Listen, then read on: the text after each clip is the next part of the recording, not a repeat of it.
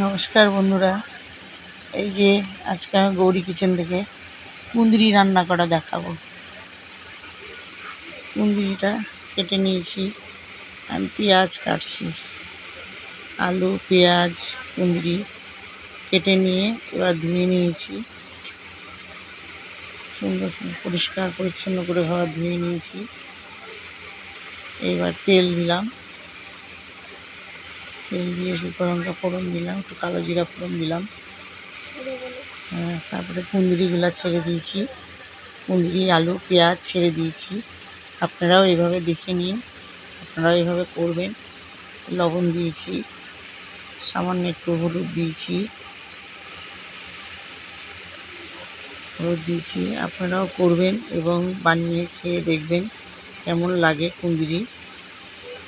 ঢাকা দিয়েছি, নেড়ে চেড়ে এর মধ্যে একটু দেখুন কেমন করে নাড়ছি, এভাবে নাড়বেন, আপনারা একটু সাঁতলিয়ে নেবেন। তারপরে আদা বাটা দিয়েছি, লঙ্কা বাটা দিয়েছি, একটু জিরা গুঁড়ো সব দিয়ে এই যে নেড়ে চেড়ে একটু জল দেব, একটু দেখুন জল দিয়ে একটু কষিয়ে নেব, সামান্য চিনি দেব, চিনি দিলে ভালো লাগবে। যাদের সুগার আছে তারা চিনি না দিতেও পারেন, চিনিটা দিলে ভালো লাগে। বেশ সুন্দর দেখুন কষিয়ে নিলাম, কষিয়ে নিয়ে সুন্দর করে বানিয়ে নিয়েছি। আপনারা এভাবে বানাবেন এবং খেয়ে দেখবেন কেমন লাগে কুঁদরি। আমি এটা তো ভাজা করিনি, এটা একটা সবজি করেছি।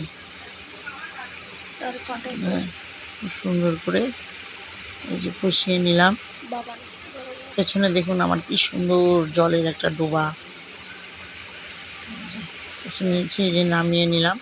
আপনারা বানিয়ে খেয়ে দেখবেন এবং আমাকে কমেন্ট করে বলবেন কেমন লাগে।